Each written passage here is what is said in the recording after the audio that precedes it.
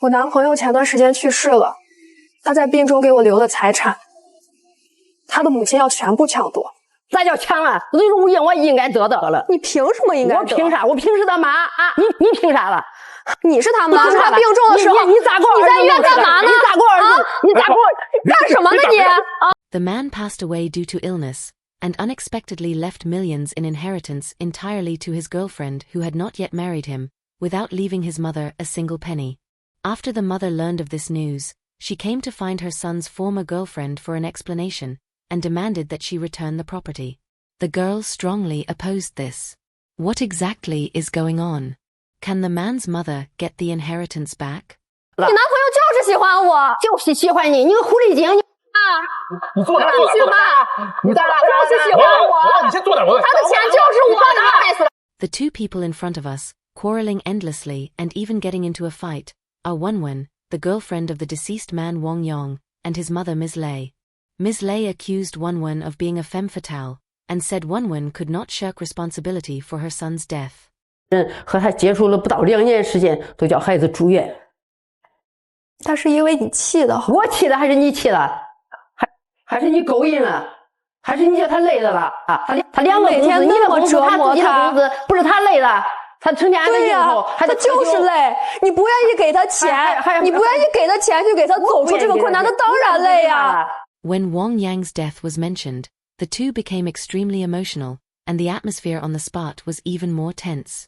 To ease the atmosphere, the host asked Wenwen about the process of their acquaintance and romance.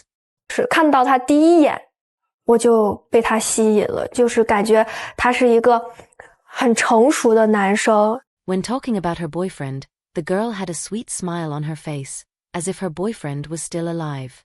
The girl said she met her boyfriend 2 years ago. Her boyfriend was 10 years older than her, and her boyfriend had once had a marriage. She fell in love with him at first sight. Since they fell in love, their relationship was very deep, and whether it was temper, personality, or career dreams, they were very compatible. Not long after they fell in love, the two opened a beauty salon together. 我们2个一起开的。就是大部分是我，就是他鼓励了我在开这家店。多少钱都弄到你美容店了吧？雷女士，你是觉得这个钱是你儿子掏的，对吗？那肯定的。野的小孩，你去哪弄了钱？还不是我儿子的钱？看中我儿子是搞公司的。On the issue of investment in the beauty salon, Ms. Lei and Wenwen once again fell into a war of words. What Ms. Lei said was not entirely unreasonable. Wenwen was just a newly graduated student. How could she have tens of thousands of yuan as startup capital? Seeing that everyone doubted her, Wenwen then revealed the truth. 其实他也有帮我出一点。你男朋友出了将近的1半钱，你说爸爸妈妈其实不支持你做这件事情，为什么还要给你这个钱？这不是个小数目哦。就是我死乞白咧了要了。Wenwen said, this beauty salon could be regarded as jointly opened by the two of them. For the startup capital, Wang Yong paid a part, and her own family did business. Their life could be considered fairly well off, so she shamelessly asked her parents for a part. After the beauty salon opened, Wang Yong, with his personal connections, introduced a lot of business to the beauty salon, while Wenwen herself managed the daily operations. Wang Yang's own company's business also developed well, and their relationship could be said to be very sweet. Everything was moving in a good direction. However, unforeseen circumstances arose. Wang Yang's company was about to go bankrupt due to a broken capital chain. To solve this crisis, Wang Yong decided to mortgage the property. 他住的那个房子，他想把它卖了，就是抵押贷款嘛。他突然想到那个房子是在他妈妈名下，他就去找他妈妈了。But it was fine if he didn't mortgage it. Once he tried to mortgage, the problem was discovered. The mother had already secretly mortgaged the property. All the money was actually given to the younger brother. Clearly it was a house bought by himself, just registered under his mother's name, but such a big matter as the mother mortgaging the house, she had never told him. This made Wang Yong very disappointed. The mother explained this. 我没有告诉他，那也是为他弟弟啊。这小孙子我成天可忙，也想着给他说，也没说。The mother's explanation was very far-fetched. If she really wanted to say, this was only a matter of a few minutes. The people present were not fools.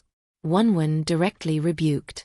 你就偏心你的小儿子，别说了。我要不偏心，我大儿子我不管他咋长大了。Wenwen's words directly tore through that layer of window paper, which made Ms. Lay ashamed into anger. The scene once again became extremely tense. But clearly it was Wang Yong who bought the house. Why was it registered under his mother's name? 因为现在的年轻人那个婚姻观都不牢固嘛，他也害怕万一将来散伙了，房产被前妻再瓜分一把。Truly, as the saying goes, when the mountain doesn't turn, the water turns.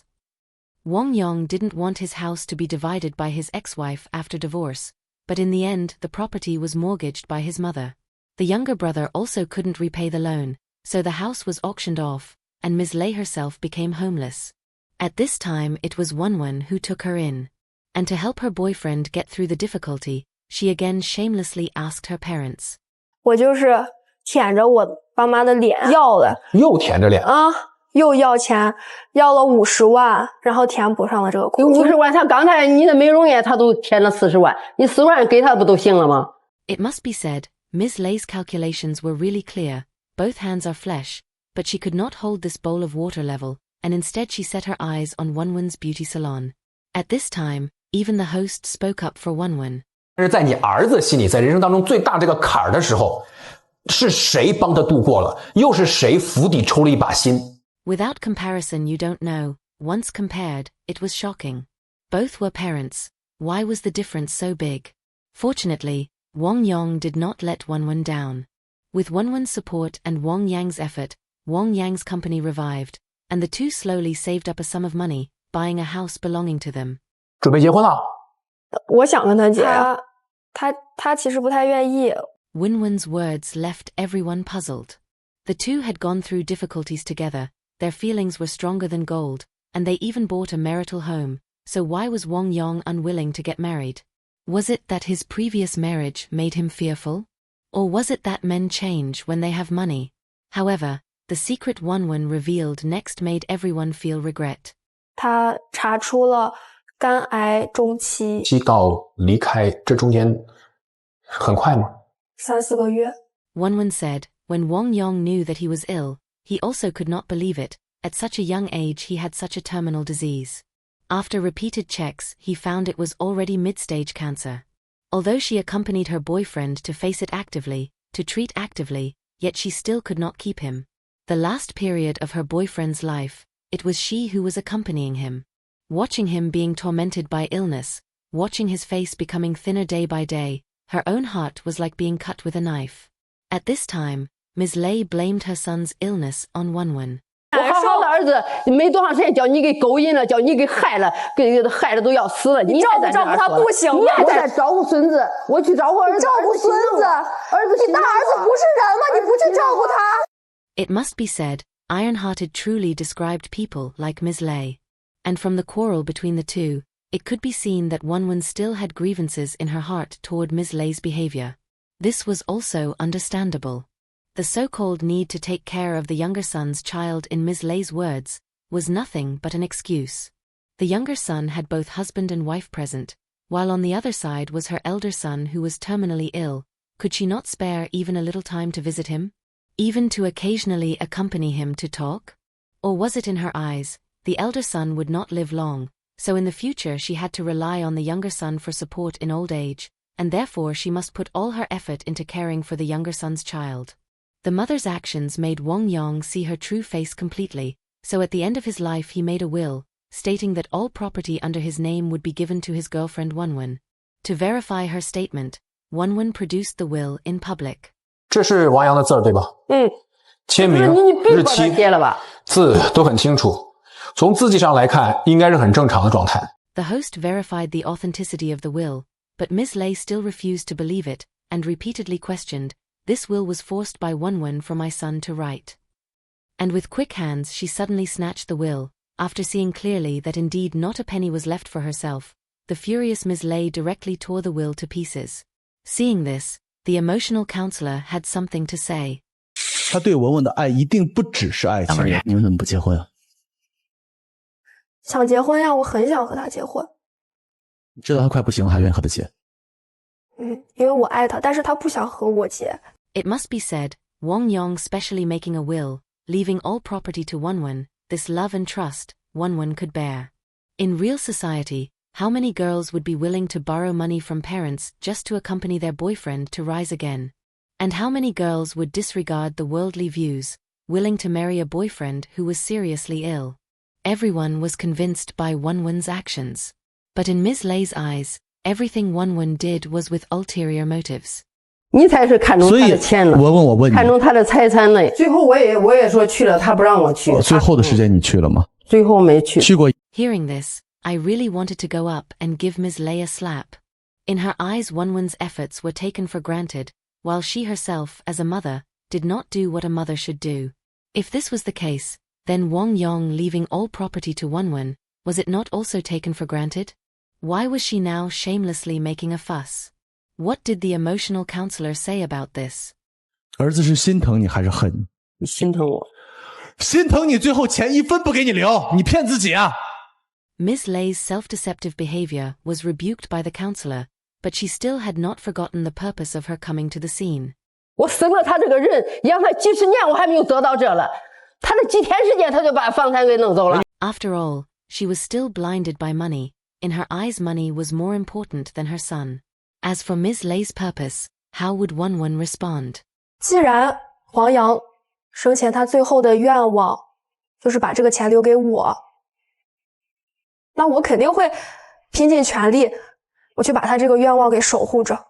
Wenwen said, when her boyfriend made the will, she had also proposed to leave part of the property to his mother, but Wang Yong hated his mother very much, therefore he insisted on leaving all the property to her.